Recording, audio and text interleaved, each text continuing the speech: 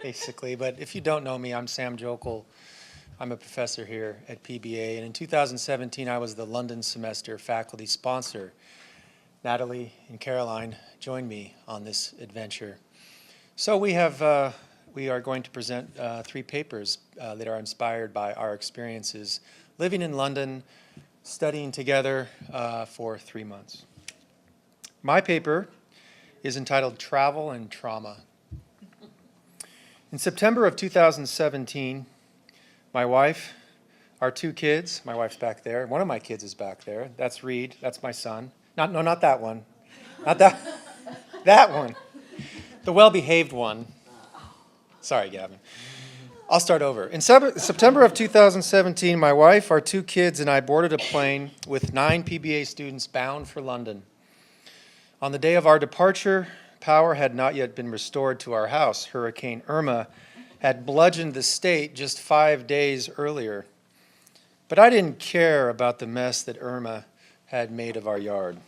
We were on the plane, the students were on the plane, and in 12 hours or so, we would all be breathing English air and standing in the midst of what I believe is the greatest city on earth. We were embarking on the adventure that PBA calls the London semester. Over the next 3 months, my family and I walked literally hundreds of miles around the city. We also saw the Northern Lights in Iceland, Mount Olympus in Greece, a cave in Bulgaria that, according to tradition, inspired the myth of Orpheus and Eurydice. We toured Neuschwanstein Castle in Germany, Anne Frank's house in Amsterdam, Christmas markets in Prague, and the Louvre in Paris. As an educator, I was also privileged to witness a few college students, like Caroline and Natalie, transformed by an experience that changed their lives forever. I swear I see it on their faces, a look of wisdom, composure, even confidence that comes from experiencing a different way of life for 3 months in a place on the other side of the globe. And I can say I am proud of these 2 students, as I am of the other students who shared these surreal experiences with me. The experience of going on a Beatles walking tour in London, an Inklings walking tour in Oxford, like holding class in the houses of John Milton, Samuel Johnson, John Keats, and C.S. Lewis, like discussing Harry Potter in King's Cross Station while overlooking platform 9 3/4. But it's not just the good that I remember. We faced a few adversities as well, like when some of us, and I won't mention any names, missed a train to Chalfont St. Giles, which forced the rest of us to wait around for a long time at our destination, or that time when some other students who will remain nameless decided to forsake the meeting place in Hampstead because they just had to go to that Cafe Nero then and there to get a cup of coffee. Or how about the time in Oxford when that free walking tour, scare quotes, turned out to be not so free and not much of a tour either. This leads me to the subject of this very brief paper. I want to talk about traveling as education. This may sound like a pedagogical cliche. Of course, traveling is educational. But I hope to overturn the cliche by redefining one term of the truism, and that term is education. And here is my redefinition. Education is trauma. Trauma because it stretches your mind. It challenges your assumptions. It forces you to rethink. Submitting to all of this stretching, challenging, and rethinking is traumatic. Education is traumatic. Traveling is educational, thus traveling is traumatic as well. Let me start with the sort of trauma that most of us know well, the trauma that occurs in the classroom. Educational trauma is the experience of acute cognitive discomfort that is the sign of intellectual growth. It often occurs when 2 worldviews collide, the world of the student and the world of, say, a text. The text may be of any discipline within the humanities, literature, philosophy, or history. If the projected world of that text contrasts with or even contradicts the worldview of the student, then educational trauma begins. The student becomes aware of cognitive dissonance. The older outlook is inadequate to process the newer data. The older ways of looking at things seem limited and tenuous. the old worldview becomes unsettled and the student is left anchorless, unless the student can assimilate the new data, the new ideas, the challenging worldview. Now consider how this phenomenon applies to traveling. When you travel abroad, and especially when you study abroad, you experience what Charles Taylor calls cross-pressure. This pressure, as I am appropriating the term from Taylor, occurs when you live in another country and are exposed to different ways of life, a different way from top to bottom, different worldviews, different ways of worshiping God, different ways of understanding God, different customs, different ways of speaking, different forms of non-verbal communication, different ways of getting from point A to point B, different food, different ways of eating, different ways of ordering at a restaurant, different ways of paying your bill, different ways of being a good neighbor. The list goes on and on and on. What happens after living for 3 months with this constant, nonstop confrontation with different is you reach some existential realizations. First, your own life, as you had been living it, seems pretty provincial. The scope of your non-traveling world appears pretty small after being exposed to this vast world of difference surrounding you. Second, after the larger world eclipses your own, you begin to ask questions like, why do we, in my world, do it differently? What makes our way better or right? Just like in the classroom, you are stretched and you are thus traumatized. In both the classroom and around the globe, one can try to reduce the trauma, but the result is a compromised education. That is, in the classroom, for instance, one can inoculate oneself against what one is learning. I have seen students do this. Let's say the assignment is to study parts of the Quran, or learn about postmodernism, or read a book by Nietzsche. Students can inoculate themselves against the threat of trauma from these subjects of study by going into them convinced that they are already right. Their mission is just to learn enough about their subject to show that it is wrong or that it is evil. This is a defensive educational posture, the posture of apologetics. And while it may serve you well when you enter one of those vapid arguments on social media, it is not true education. You have avoided trauma, but you really haven't learned anything either. You've only confirmed what you already believed.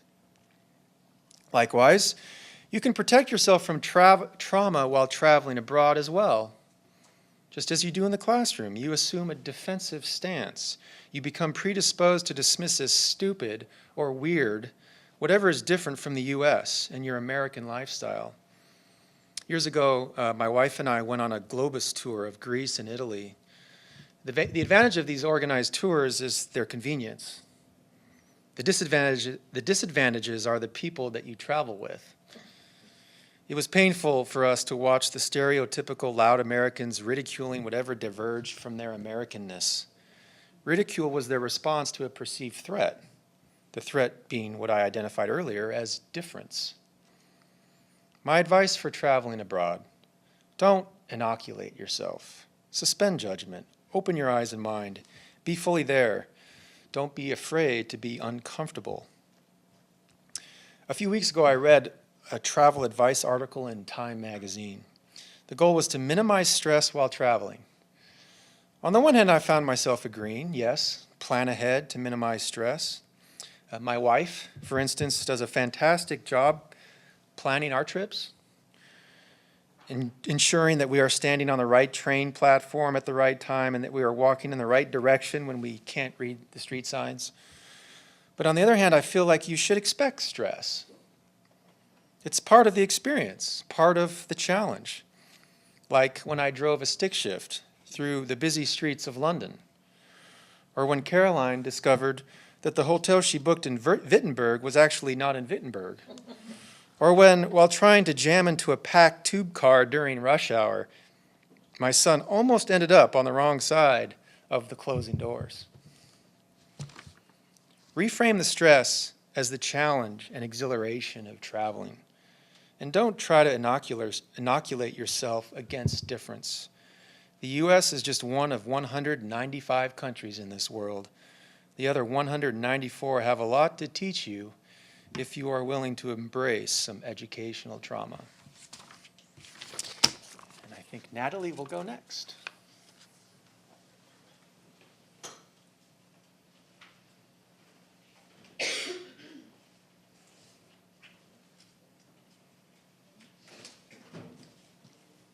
Hello, everyone.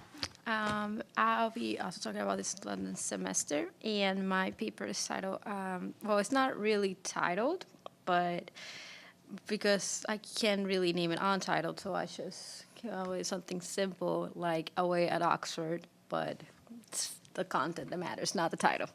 Right. So, early November, I woke up before the sun lit up the sky, my Oyster cart ready to take me to whatever place in London I wanted. I met with a friend and waited for a bus. First, we hopped on an iconic double-decker that took us to Hammersmith Station, and from there we took the tube to Paddington Station. Paddington is one of the largest train stations in London and has trains that take you all outside London and all over England. Once we got there, we looked at the timetables and searched for our train, Oxford, on time and departed at 9 o'clock. We still had 30 minutes, but nonetheless, out of sheer excitement, we searched our bags for our tickets. We had bought these tickets over a month before, and we finally were going to use them. Taking this train to Oxford reminded me of the Pevensey siblings from C.S. Lewis's Chronicles of Narnia. When I first heard of Narnia, I was only 9 years old, and the film adaptation had recently come out. Like any movie by Disney, my parents took me to see it, and I did not know anything about this world or who C.S. Lewis was. All I knew was that I was going to see the adventures of the Pevensey siblings in a fantastical icy land. The movie opened, and right in front of my eyes, I saw children trying to escape the Blitz and bombs falling down in the beautiful city of London. Surely this is not the fantastical land I had seen on commercials. But next scene, I saw Peter, Susan, Edmund, and Lucy boarding a train to skip the dangers of the city and find safety in the outskirts of England. Once there, we all know the story. They find a wardrobe and end up in Narnia. Now, the train I boarded in Paddington did not take me to a fantastical land where animals talk and there is a feline incarnation of Christ, but it did take me to where Narnia began. When I applied to study abroad in London, I knew it was the perfect semester for my major. As an English major, I was going to the land of many of the authors I studied, and I would visit their houses and follow in their steps. C.S. Lewis is one of these. Now, I'm not a C.S. Lewis expert, nor is he my favorite author of all time. In fact, the only books I had read by him were the Chronicles of Narnia. But I respected and admired him for several reasons. As an aspiring writer, I admire his imagination. As an English major, I respected him and the importance he had in children's literature. As a Christian, I admire him for his devoted faith and his massive influence on modern Christianity. When we arrived at Oxford, I immediately loved the city. Oxford is known for the prestigious University of Oxford, but I underestimated the size of the university. I noticed that most of the people in the city are young and that the university is not in a single space, but has buildings spread all over the city. This is the way universities are in the UK. The one I attended, the University of Roehampton, is the only university in London that has a traditional campus like I am used to seeing in the States. In my opinion, Oxford as a city finds its identity in the university. This is not a bad thing. Everywhere I went, some place, corner, bookshop, or building was associated with a literary or important figure who was connected to the university. This city, just like London, was surely designed for those pursuing more knowledge. This was the third city in England I visited, and again, I had the same impression. England is saturated with knowledge, information, and so many things to do that you can learn so much without having to open a book. When we first arrived, my friend and I boarded a bus to the city center. The streets and buildings were old, but at the same time, modern shops and other modern buildings were there in the mix. there was an old cathedral and a tower called St. Michael and Saxon Tower, and surrounding it were clothing, book and food shops. It was another representation of what not only England but the entire continent of Europe is. The old and the new coming together to create a space saturated with history and wonder. When we first arrived, oh wait, this is okay. We first went to the most iconic building in Oxford, which is the Radcliffe Camera. You cannot really go in because this is a study place for students. But this is the most iconic picture you see of Oxford. And in the background, you see two towers.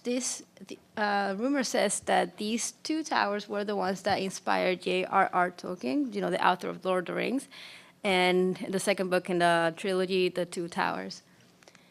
In that same area, there's a building called, there's also located the Brasenose College, I think that's the way it's pronounced. And right outside the building, outside Radcliffe Camera, there's this door that supposedly inspired C.S. Lewis to write the Chronicles of Narnia.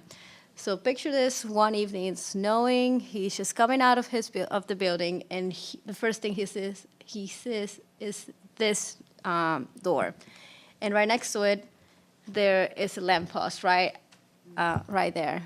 So I took the first picture, and I didn't take the second picture because it doesn't look that way anymore with these fascinating little statues on top of the door. But if you go to the Radcliffe Camera area, you'll find this door right there and a lamppost not too far from it. Later that day, we visited Magdalen College.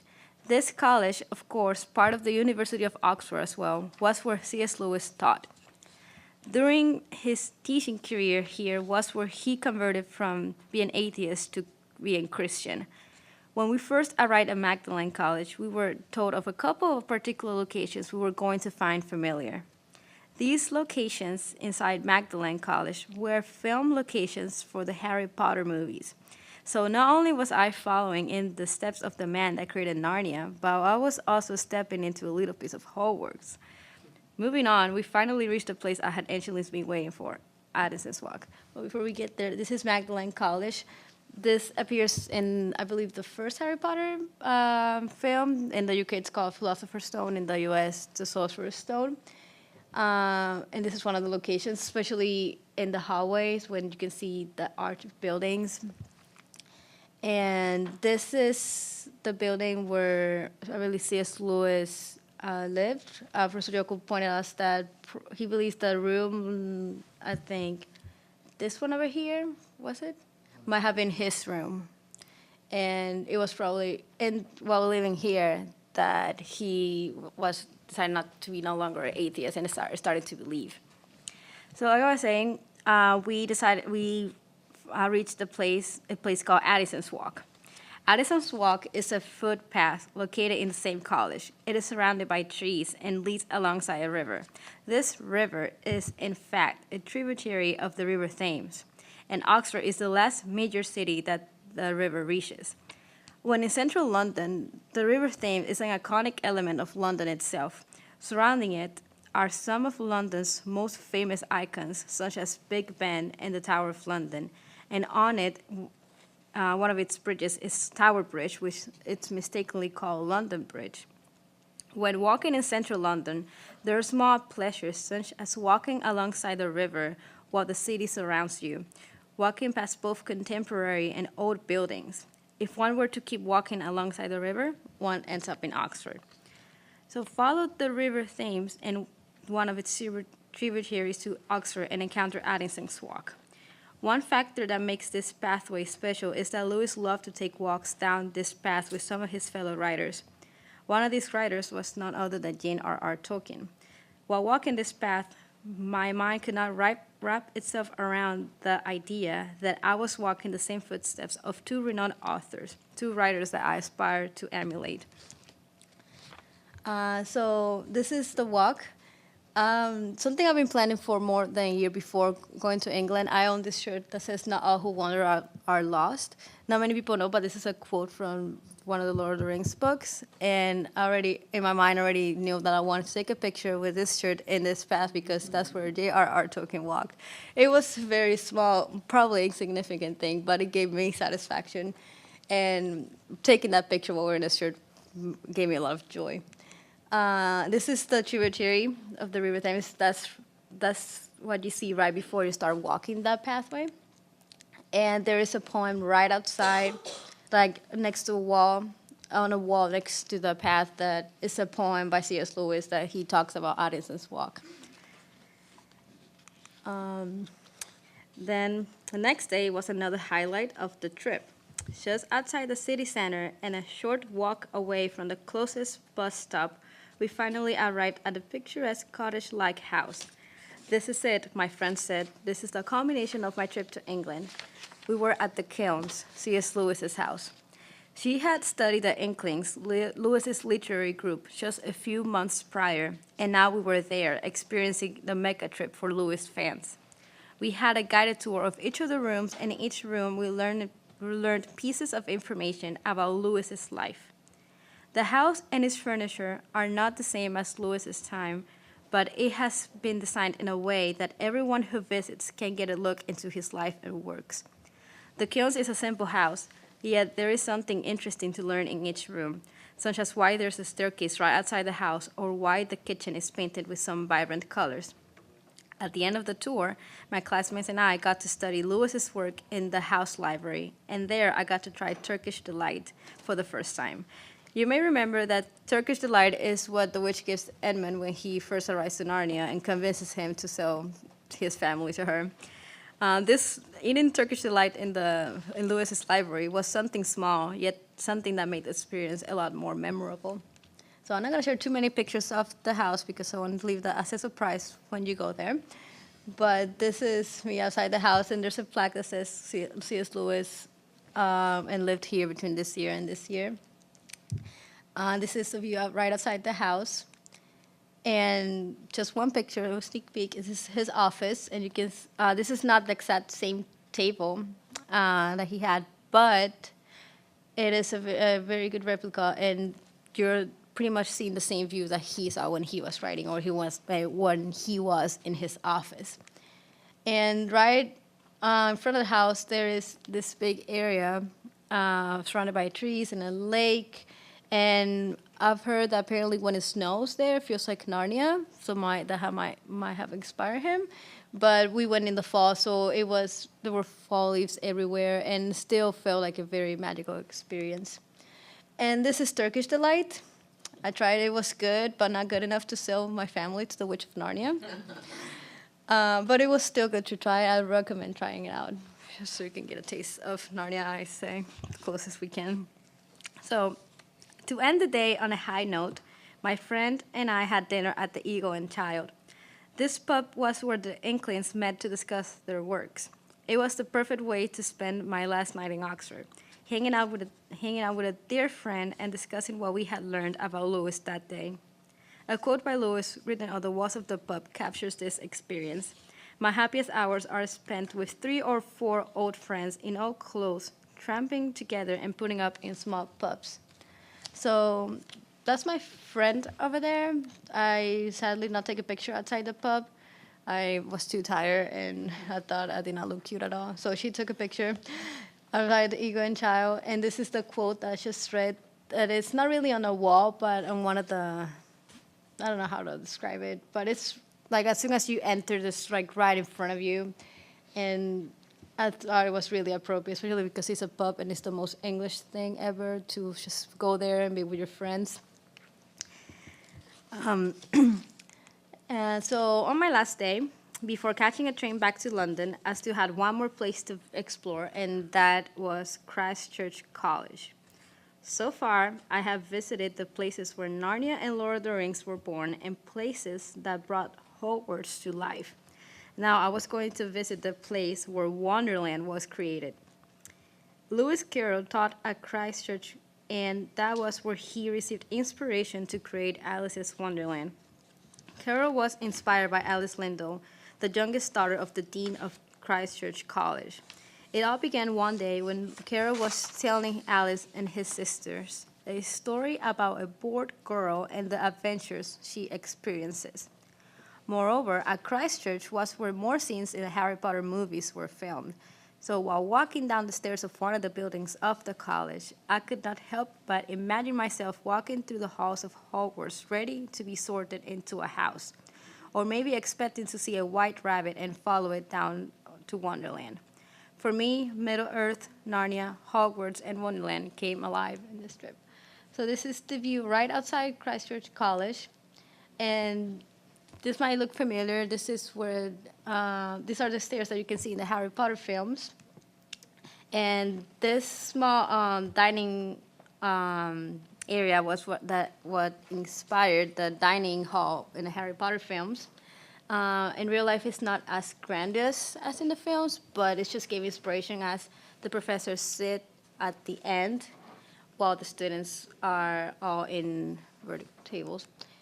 And this is another film location for the Harry Potter films. So as you can recognize, the arched windows are very significant characteristic of Hogwarts. And before I conclude, I have to confess that I did not read the Chronicles of Narnia until I was 19, and I did not read Alice in Wonderland until I was 20. I also have not yet read Lord of the Rings, something I hope to change this year. While in Oxford, I visited Blackwell's, a well-known chain of bookstores in the UK, and the largest one being located in Oxford. At Blackwell's, I bought something I knew I could not leave Oxford without, a Lord of the Rings book set. I know when I finally read these books, I will be sent on an adventure, just like the one I experienced not only in Oxford, but in England in general.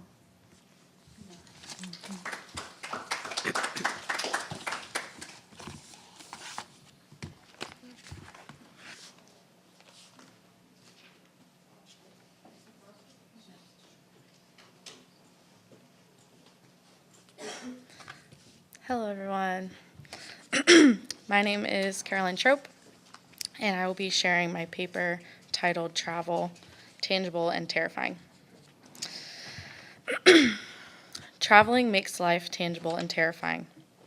You are ripped from your comfort zone, family, friends, and safe spaces. You are forced to learn a new way of doing things in a short amount of time. Travel is exhilarating and inspiring, but can also bring with it deep heartache and trouble. My traveling brought these feelings and more. You are exposed to the deepest parts of yourself, the parts that are brought to the surface by loneliness, self-reliance, and the tendencies of our sinful nature.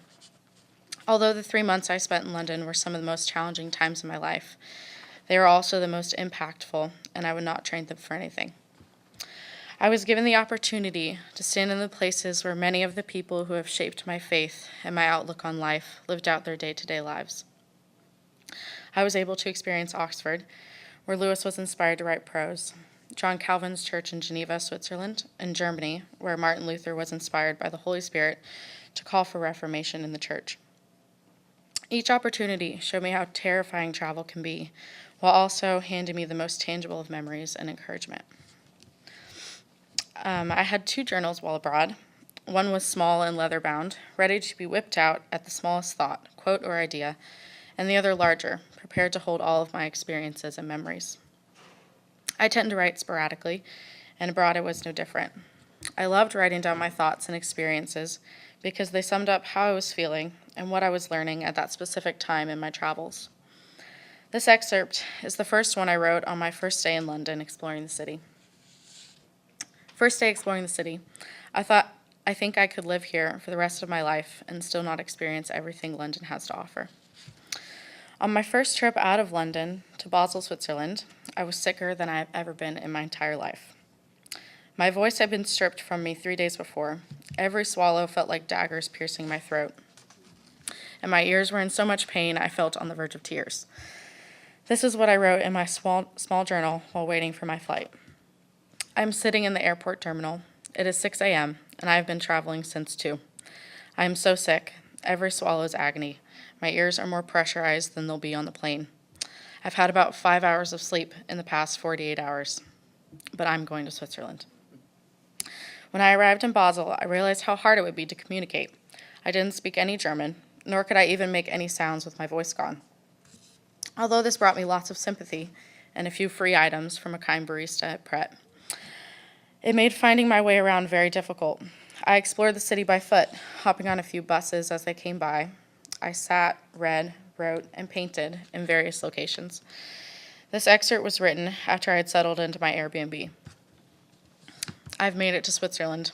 I honestly was not sure it would happen with the many roadblocks preceding my arrival. First, I accidentally booked my flight at an airport that was 2 hours away from my school, and the plane was scheduled to take off at 7 a.m. It was as much an adventure getting to the airport as it was when I got to Basel. I started my journey from the school at 2 a.m. My initial feelings were ones of excitement, and this is the type of thing I came here for. After missing my last bus connection, the feelings of anticipation and excitement drove off with it. I was incredibly sick. I had lost my voice, so I couldn't communicate with anyone. I had gotten about 5 hours of sleep in the past 2 days, and I was alone. These feelings followed me until the barista at Pret gave me tea and honey for free. That glimpse of compassion and humanity carried me over through my flight and my first few hours in Basel. I walked all around the city, took pictures, and painted. Frustration made itself known again when my phone's data ran out, without me using it, and I could not find my Airbnb. Once it was found, all became well again. The flat is beautiful, and the hostess is so sweet. I cannot wait for Emily to get here tonight to experience the beauty with me. Adventure is just that, an adventure. There are ups and downs, and you never know what is next. I love it.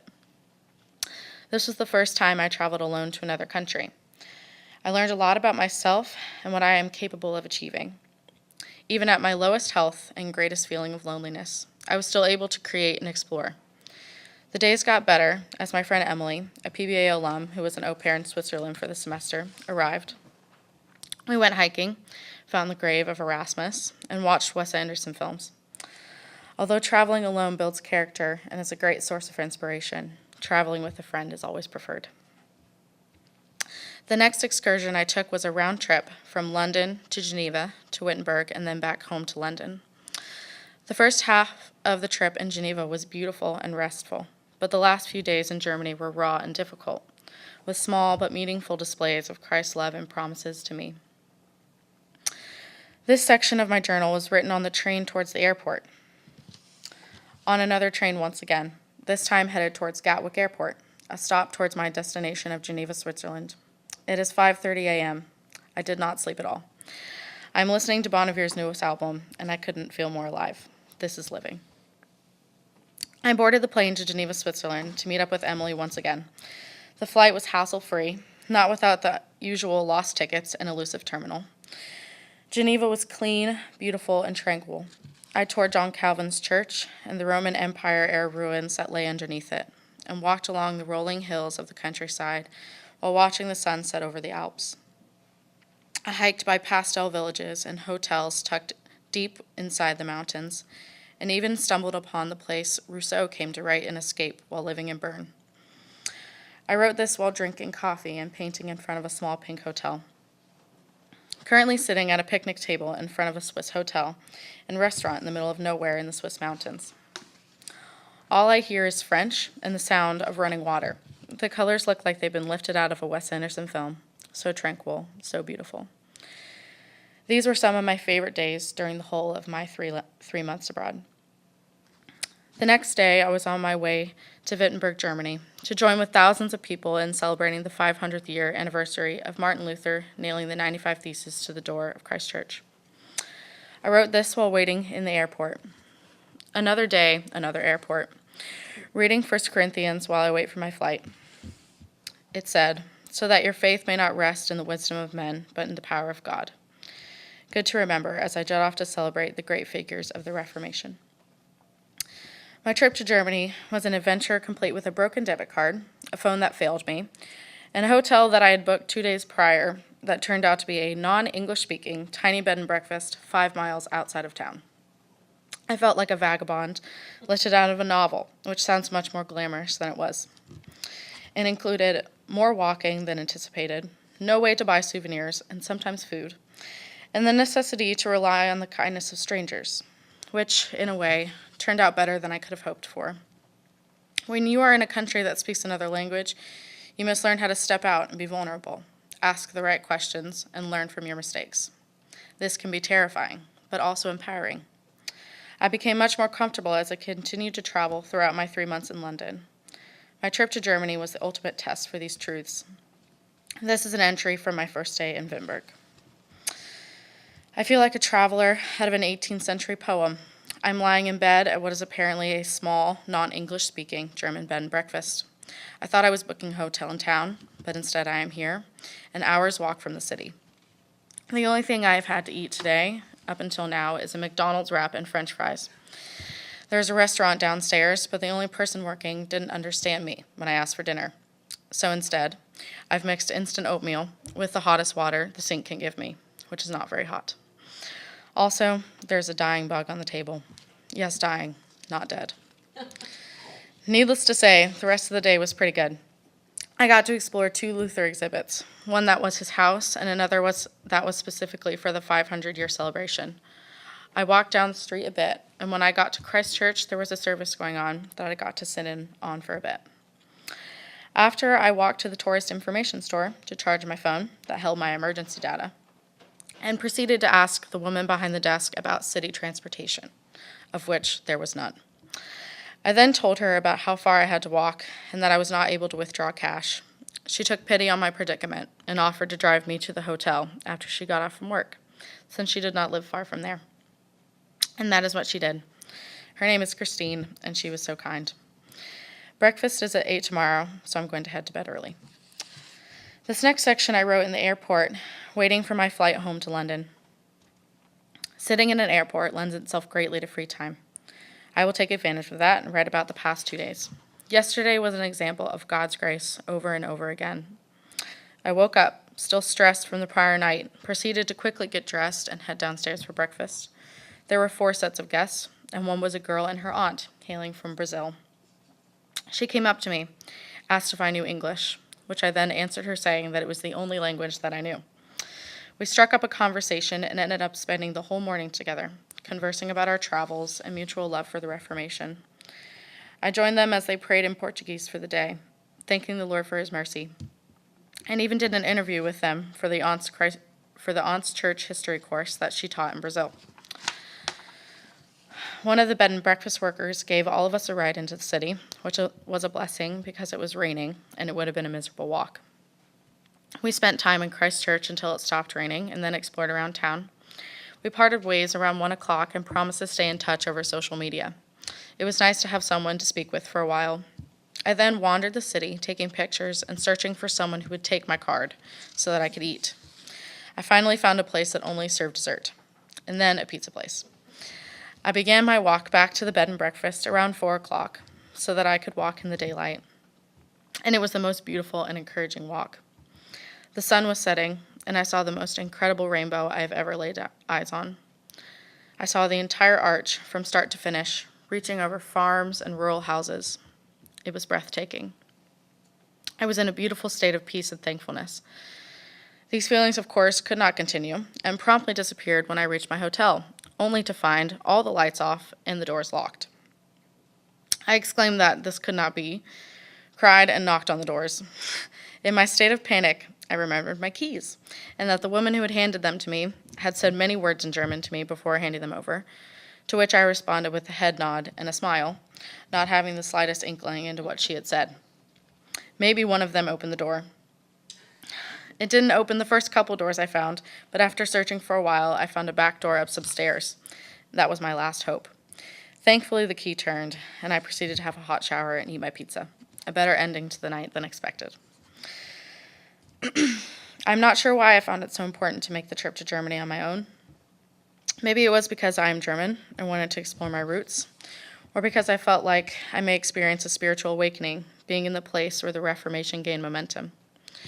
Whichever reason was the driving one, I came to this conclusion, relevant to this trip and all others. God is the same everywhere.